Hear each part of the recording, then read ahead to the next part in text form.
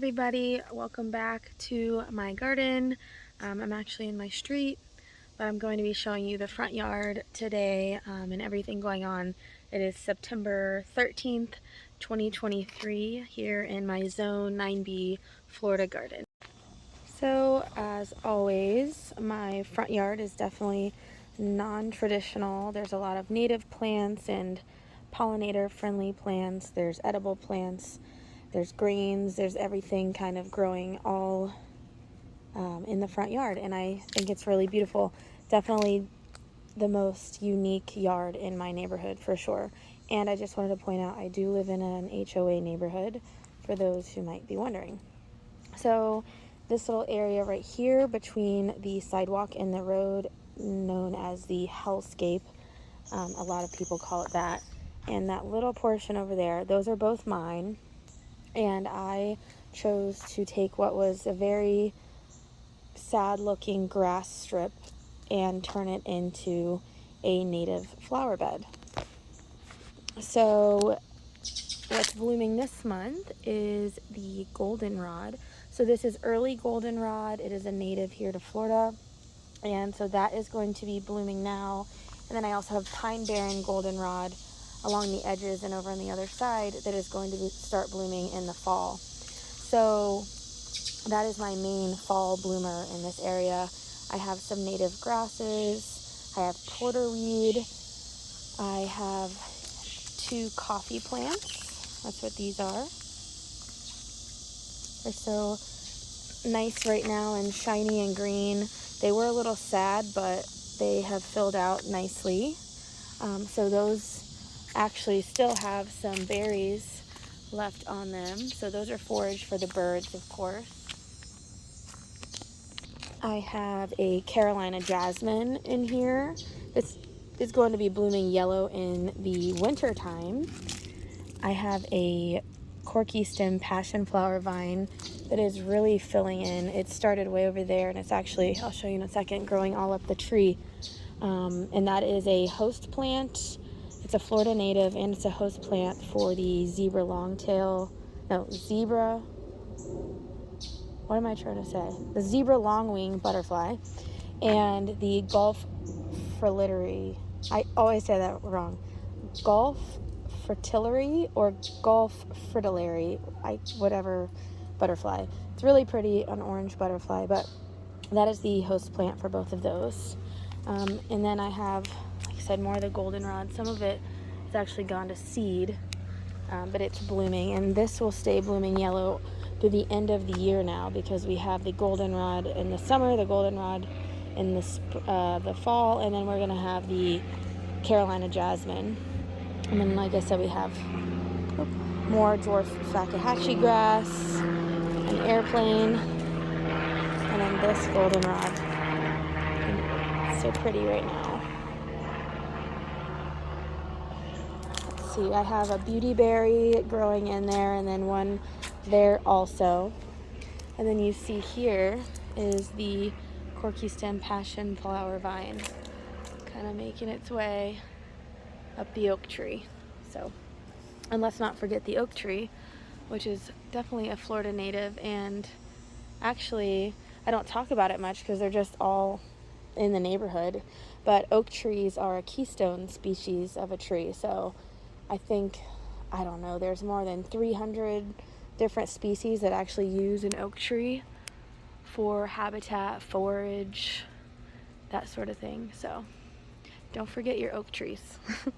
And then we also have things like, oh, I just spilled my water on me, like my purple coneflower in here. This one is obviously faded, but I'm not going to take the blooms down because the seeds provide forage and I can reuse them, of course. Let's see, anything else in here? We have some lyre leaf sage growing in here too. And that's a self-seeder, so that I really like. Coming on this side, it's my dog. So this is in full sun right now, so it might be a little jarring. But I recently redid this, and it's filling in pretty nicely. There's some lyre leaf sage and some tiny coneflower plants growing in the front, and some small Fakahatchee grasses here. Like I said, there's the coneflowers. These are perennial mums. I think they might bloom in their fall colors, so I'm just going to leave them for this year since not much was filled in here yet. The main star in this area right now is this Florida native orange coneflower, or black-eyed Susan. So it's very pretty. So I'm hoping it self-seeds in here. Along with that, I have 2 roselle plants, and I had pruned them down when they were first started growing. So there's a quite bushy one here. This one's just a tad bit smaller. So I'll be getting tea off of those. So that's what you make. Oh look, swallowtail butterfly. That's how you make hibiscus tea, is from the roselle from these plants. And then there's another small black-eyed Susan here. So this area will get a nice top dressing of leaf compost when the leaves fall this year. So can't wait for that to happen. And then, like I said, everything was pretty much self-seeding itself. I don't want to do too much to it. I want to leave it open a little bit to play with. So we'll see how that goes the rest of the season. Going to take advantage of the sun being behind the clouds. This is my other flatwoods plum tree. Oh, the sun came back out. And as per usual, it will lose its leaves. Not probably typically this early, but this is a new plant, only by like a year old. So I expect it to do some things a little bit out of season, and that's fine. The one in the back, actually, no, yeah, that's a new leaf. The one in the backyard, I transplanted it, so it actually got a little stressed and lost all its leaves. But then because of, I guess, the transplant shock, it regained a whole new canopy of leaves. So I'm not worried that this one doesn't look like it's doing anything. It's a brand new planting, so we're going to be fine with that. Over here, this is about to get a new crop pretty soon. I think what I'm going to do is come in with a nice layer of compost, and then just chop and drop any of the sorghum that are like not like really nice. I might come in and just harvest them for ornamental purposes. And then I have 2 of the roselles in this spot, and then I have a few carrots that are still left that I'm going to leave. But other than that, I'm going to do a huge grouping all the way down of red mustard greens. I think that's going to look really pretty in the fall, in the winter, because those will last through our winter here in Florida. And then I'm going to add more carrots, because I did carrots here last year. They did really well. And this is my prized carrot right here. Let's see if I can get a better view from the sun. This is my carrot plant. So it is gone to seed, and actually, oh, those are ants. But yeah, so this is one carrot down here. It created a stalk, actually a lot of stalks, and it's gone to seed. So if this self-seeds in this area, that would be perfectly fine with me, because I plan on growing carrots here again. But it is a host plant for the swallowtail butterfly, and it's just pollinator friendly in general. So yeah, so I'm going to leave that, of course, and then it's going to be more carrots and then red mustard. I think a huge planting of red mustard will be pretty right there. So this is the before, and then by next month I will have the seeds in the next couple of days. So by next month I should have the seeds coming up. It might look a little bare, but that's okay. I think I lost my dog. Hold on. Okay, so I'm trying to stand out of the sun so there's no glare. But here is my front porch area. I just wanted to show this wreath that I made. These are out of dried flowers out of my garden and one dried bouquet. They're mostly statice flowers. These are seed heads from a lemongrass plant. There's parts of the lemongrass plant in there, and then mostly statice plants, and then some dill seed heads. So I thought that was pretty for the fall. This thing still looks the same, and I'm just gonna leave it for now. Oh look, these plants. Looks like those might flower, which is odd. So I'm starting to transform my porch for fall. It's orange for September, and then it'll be this for Thanksgiving. Anyways, so this area is generally always the same plant palette. The columbine looks like it might be getting a little bigger again, and the oak tree hydrangea actually looks a little dry, but it's getting sun right now, so that's probably why. And the Cooley's water willow has gone to seed. Let's see what the seeds look like. Let's see. Okay. Let's see. So those are the seeds. Well, that's the chaff, but the seeds are little tiny things. But like I said, this is a plant that's endemic to Florida. Actually, it's only endemic to about 4 counties in Florida. So if you have this plant typically under a shady canopy of oak trees, or in my case, it's planted under a magnolia. It's not naturally growing here. But you might be missing this plant. Maybe you're mowing it or whatnot. So look out for this plant. It's called Cooley's water willow. In the summer into the, I guess, early fall, it's blooming these tiny purple blooms. And I think you can report this plant actually as growing to the Florida Native Plant Society, because like I said, it is endemic to such a small area. I think they want to know if other places are growing it.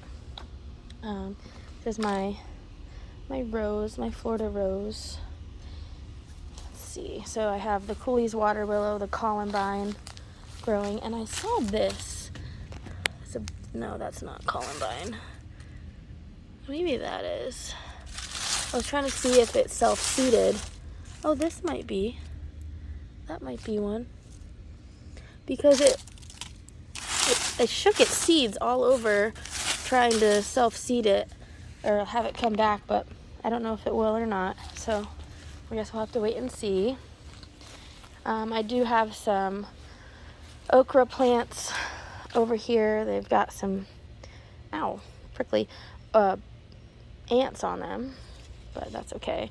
I have some porterweed, and then my beauty berry did come back. I lost all of it to spider mites because I cut it all the way back and cut all the leaves off of it, but it came back just fine. So my plan is to have a big bush over there of the oak tree hydrangea, and then have this beauty berry over here on this side. Still haven't figured out that. But this is just my crazy loofah vine growing from the backyard to the front. And some of these loofahs are just ginormous. Like, look at this guy. Oh, man. Ooh, what's touching my neck? I think it was just a vine. Okay. We're good. Oh, look at this. I don't want to break it off. Holy shoot. That is a big loofah. This vine has produced the biggest loofahs I've ever had, like consistently. They're all big. And it all comes from the backyard. There's one on the back trellis, and instead of growing up that trellis only, it grew up this jasmine trellis in the front. But look, they're all growing. Some of them in like weird shapes, like round, like a crescent shape. There's another huge one back here. Look at these. It's massive. There's one down there. There's a big one back there. But the biggest honker is still this one. It's so long. Hold on, let me see. Hold on. I don't know if you can get, like, here's my head, and then it's just huge. It's massive. So I definitely don't need all these loofahs as sponges because I don't go through them as much as I thought I probably would, and I still have some left over from last year. There's one back in there. So what I'm going to start doing, and I did start doing it yesterday, is I'm picking the loofahs when they're small now, so I can use them for culinary purposes. So we'll see how that goes. But also loofah gives pollinators a source of nutrients, you know, in the fall, winter, because this won't die off until frost. So we're good there. And then my cranberry hibiscus up here, which actually it looks like it's just bushy like that, but it actually fell down and it's laying on its side. So it is what it is. I'm just gonna let it do that. So it recorrected itself from the sun. Yeah, and then there's a little porterweed here. These are always pretty. And then we'll walk around to the other side of the front yard. Oh, real quick, I seeded some sunflowers, and then this is all arugula in here. So this will be a foodscape pot right here. I need to thin these out. I don't need all these sunflowers growing in one spot. I can probably get away with just 2 or 3, and then we'll see. We'll take this one. Oops, well, that's fine. And then there's one there. I'll feed these to my... Alrighty, and I just realized my phone's gonna die, so I'll try to make this quick. So this is the staging moment for these goldenrod. This is the Pine Barren goldenrod, and this is the 3rd year in this spot.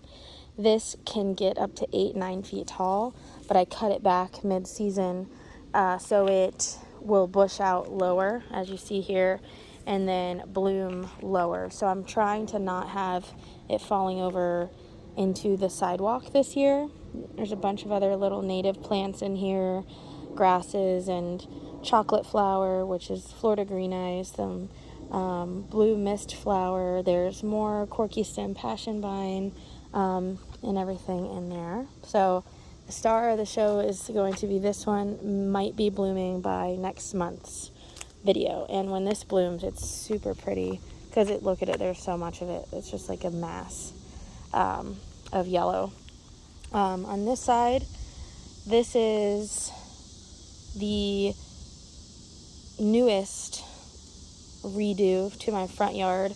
I made like a swoop all the way around this tiny little island of green in the middle. Have different native ground covers, including this frog fruit, which is growing up through here, which is fine. I have I almost forgot the name of this.